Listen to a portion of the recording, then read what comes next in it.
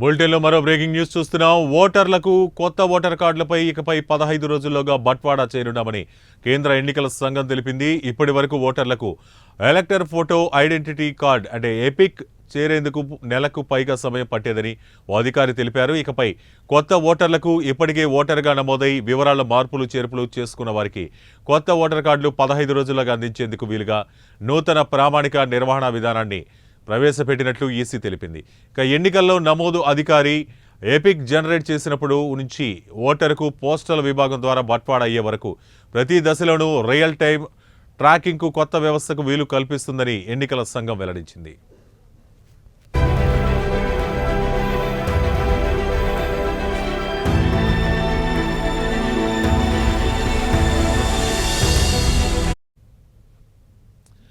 ఓటర్లకు కొత్త ఓటర్ కార్డులపై ఇకపై 15 రోజుల్లోగా బట్వాడా చేయనున్నామని కేంద్ర ఎన్నికల సంఘం తెలిపింది. ఇప్పటి వరకు ఓటర్లకు ఎలక్టర్ ఫోటో ఐడెంటిటీ కార్డు చేరేందుకు నెలకు పైగా సమయం పట్టేదని ఓ అధికారి తెలిపారు.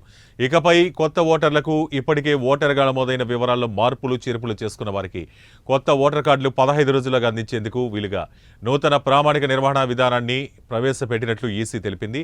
ఎన్నికల నమోదు అధికారి ఎపిక్ జనరేట్ చేసినప్పటి నుంచి ఓటరుకు పోస్టల్ విభాగం ద్వారా బట్వాడా అయ్యే వరకు ప్రతి దశలోనూ రియల్ టైం ట్రాకింగ్కు కొత్త వ్యవస్థ వీలు కల్పిస్తుందని ఎన్నికల సంఘం వెల్లడించింది.